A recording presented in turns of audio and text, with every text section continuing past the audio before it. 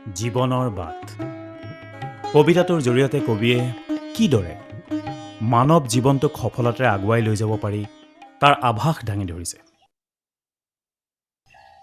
কণ্টকপূৰ্ণ জীৱন বাটত খাইছিলোঁ কত খুন্দা মই,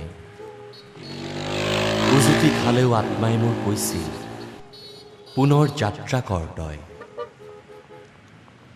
শত সহস্ৰ বাধাক নেওচি আগবাঢ়িয়েই গলো, সতী সাধি ভাগ্যৱতী এক জীৱন লগৰী পালো।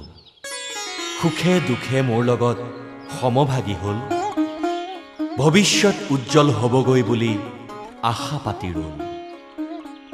ক্ৰমান্বয়ে আহিল সংসাৰত পুত্ৰ কন্যাগণ, দুয়োৰে পিছে আনন্দতে উৎফুল্লিত হ'ল মন।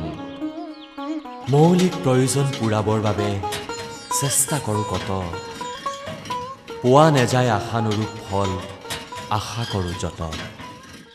কোনোবাই যদি দিয়ে ভৰসা পাওঁ সান্তনা, ৰূপায়ণৰ পথত আগবাঢ়িলেই পাওঁ কেৱল প্ৰবঞ্চনা।